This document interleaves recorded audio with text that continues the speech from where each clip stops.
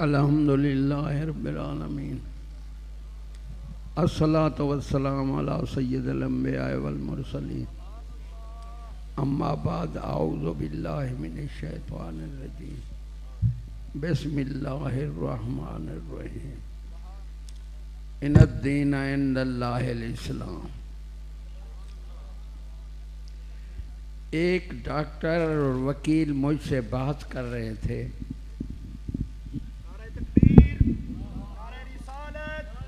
اور عام لوگ بھی کہہ دیتے ہیں کہ اسلام نہیں آیا۔ یہ کہنا بہت بڑا کفر ہے۔ اسلام ایک قانون ہے، اور جو قانون کی ذلت ہے وہ حاکم کی توہین ہے۔ اللہ تعالیٰ حاکم الحاکمین ہے، اور اس کا قانون ہے، وہ ہر وقت ہے اور ہر ایک کے سر پر ہے۔ میں نے کہا میاں اسلام تو ہے۔ کہتے ہیں کس طرح؟ تم بھی غور سے سننا۔ میں نے کہا بے فرمانیاں ہو رہی ہیں، خلاف ورزی ہے کہ ہاں۔ میں نے کہا اس حکومت کے خلاف کام نہیں ہوتے بھائی۔ یہ حکومت جو ہے کام قتل چوریاں وغیرہ کوئی جرم جو ہے نہیں ہو رہا، کوئی بتائیں جو جرم نہ ہو رہا ہو۔ اب میں نے کہا حکومت ہے کہ ہاں۔ میں کہنا کیوں؟ کہ سزا بھی دیتے ہیں۔ اب میں نے کہا تم اصل پر آ گئے کہ جو حاکم سزا دینے پر قادر ہو اس کی حکومت موجود ہوتی ہے، اور جس قانون کی سزا جزا ہو اس قانون کی بالادستی موجود ہوتی ہے۔ ارے قانون کو کچھ نہ سمجھنا تو حاکم کی توہین ہے۔ اللہ تعالیٰ حاکم الحاکمین ہے۔ ہم اس بادشاہ کی سزا سے میں نے کہا بھاگ سکتے ہیں۔ کوئی قتل کر کے کہاں چھپا ہوا ہے، کوئی چوریاں کر کے، تو میں نے کہا اللہ کی سزا سے کہاں بھاگیں گے؟ یہ ایک اور ہماری بے وقوفی ہے کہ اللہ نے فرمایا یہ تھوڑی سزا ہے، یہ بھگت لو ورنہ ہمیشہ تمہیں جہنم میں ڈال دوں گا۔ تو یہ ہماری بدقسمتی ہے کہ ہم نے تھوڑی سزا کو پس پشت رکھ دیا اور بڑی سزا کو سر پر اٹھا دیا۔ ارے میاں، نہ خدا سے کوئی بھاگ سکتا ہے نہ چھپ سکتا ہے۔ تو فرشتے بیٹھے ہیں، لکھ رہی ہے، مثلہ لکھی رہی ہے، اور فیصلہ ہوگا۔ مسکال کے دانے جتنا نیکی نہیں چھپے گی، اور مسکال کے دانے جتنا عدل ہوگا، انصاف ہوگا۔ تو ہر مستحق سزا کو سزا جس طرح ملنی ہوگی مل جائے گی، کوئی بادشاہ بھی نہیں بچ سکتا۔ تو جب اس کی قانون کی سزا ہے تو اس کا قانون ہے۔ اگر قانون ہے تو حکومت اللہ کی، قانون کا انکار کرنا تو حاکم کا انکار کرنا ہے۔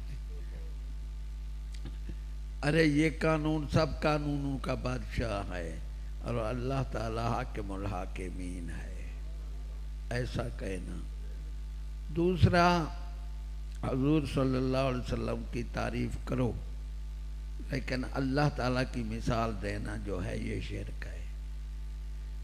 ایک مولوی میرے سے بحث کر رہا تھا، وہ تقریر کر رہا تھا کہ جس طرح اللہ لا شریک ہے اسی طرح خود رسول بھی لا شریک ہے۔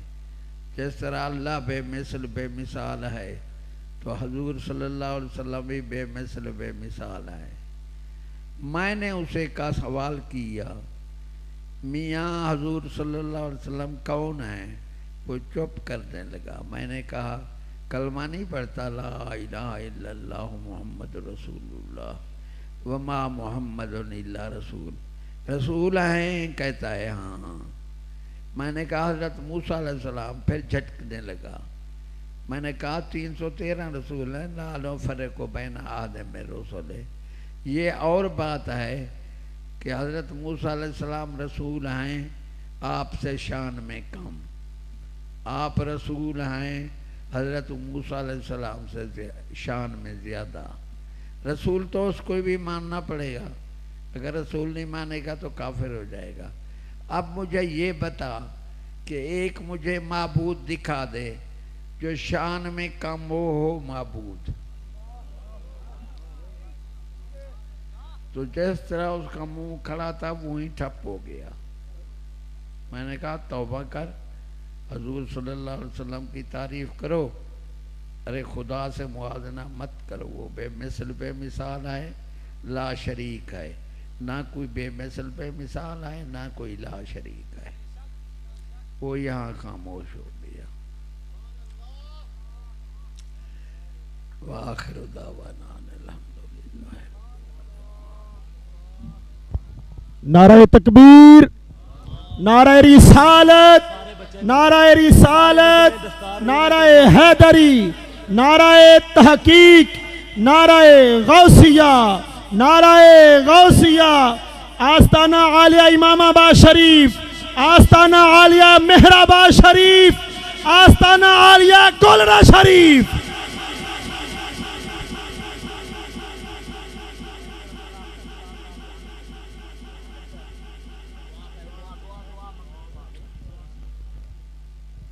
سب دوست دعا منگو۔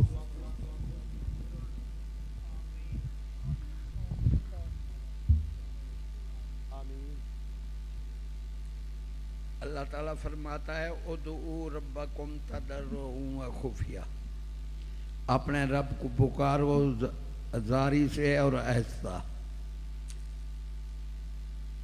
یہ دعا بالجہر جائز ہے، لیکن مقبولیت میں زیادہ جو ہے وہ دعا جو خاموشی سے مانگی جائے، زاری سے مانگی جائے، اس لیے میں دعا خاموشی سے مانگتا ہوں۔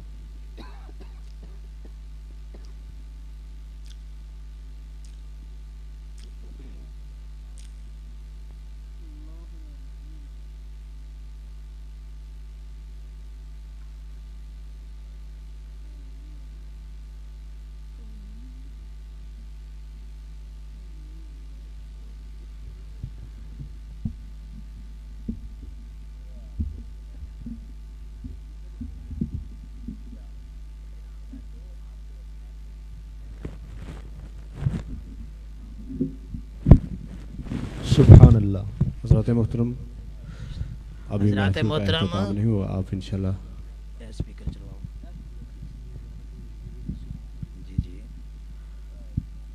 جی دوستان محترم، محفل ابھی اختتام پذیر نہیں ہوئی۔ قبلہ حضرت صاحب والدنا الاقدس کی تبہ مبارک جتنا ساتھ دیتی تھی آپ نے کرم نوازی فرمائی۔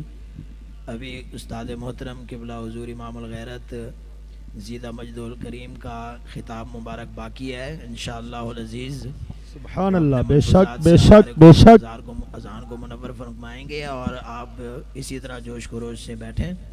حضرت صاحب قبلہ کے لیے راستہ جو ہے وہ آپ چھوڑ دیں تاکہ آپ آسانی، ابھی آپ نے ارشاد فرمایا ہے کہ میری عمر شریف 85 سال کو پہنچ گئی ہے، مصافہ سے گریز کرائیں۔